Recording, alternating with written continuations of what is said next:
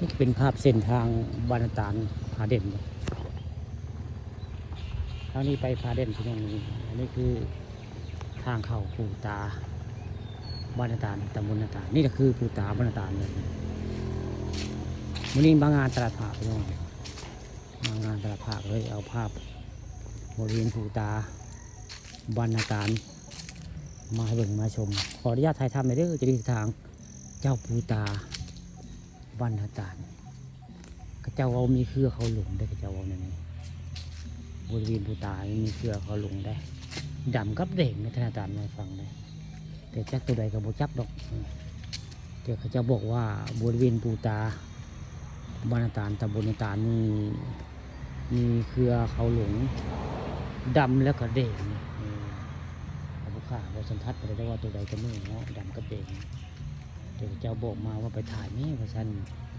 ปูตาบานตาลมีเครือเขาหลงดำกับเด่งได้นี่คือบริเวณภายในปูตาบานตาลในแต่ละปีเขาเจ้าซิมาเลี้ยงพีปูตาคู่ปีเด้ในปูตาอันบานตาลขนาดมากลางเว้นนี่ยังเสียหลังเลยพี่น้องนี่ยังเป็นมากลางคืนนี่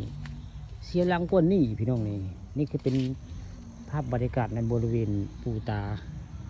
บ้านนาตาลตำบลนาตาลอำเภอเต่างอยเลยพระเจ้าสร้างแปลงไว้คักได้นี่มองนั่งเหมือนเศร้ามานั่งของคักได้นี่มานั่งกองอยู่บริเวณปูตาบ้านนาตาลตำบลนาตาลได้พระเจ้าแจ้งมาว่ามีอันเครือเขาลงดำกับเต่งในนี่บริเวณนี้แหละนี่แต่ผู้ข้าพระคำผสมของบัวสันทัดปันไดเรื่องเงินเครือเขาลงนะแต่พระเจ้าบอกมาว่ามีเครือเขาหลงอยู่บริเวณปูตาบ้านนาตาลตำบลนาตาล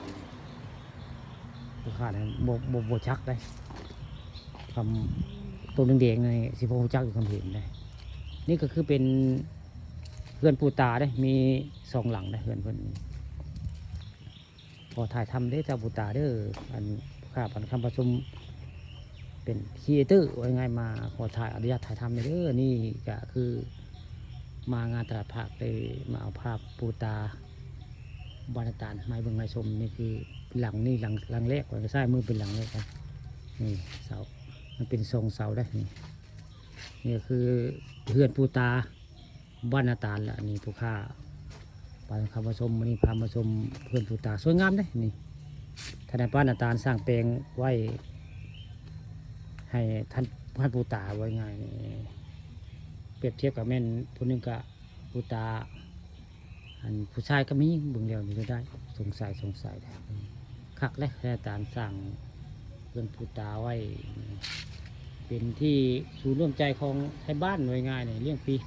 ปีได้เลี้ยงปูตานี่ด้านหลังนี่ก็จะมีหัวเลยป่าบอลวาบเขาจะมีป่าได้ป่าบอลแนะนำเพื่อวาบได้นี่คือปูตาบ้านนาตาลตำบลนาตาลอำเภอเต่างอยเนี่ยนี่ข้าผ่านคำผสมนี่มาบริเวณปูตาบ้านนาตาลตำบลนาตาลได้นี่คักได้พระเจ้าสั่งเตียงไว้มากลางวันก็กล้าเข้ามากลางคืนก็กล้าได้ยากไงบรรยากาศอึมครึมนี่แหละคือปูตาบ้านนาตาลตำบลนาตาลนี่ศูนย์รวมใจของตำบลนาตาลอันนี้ปูตาบ้านนาตาลสองหลังพี่น้องโอ้มากับมามีมาเห่าได้ผมโอ้มากับมาเห่าได้ผมมาได้ดีมาเห่าข่าว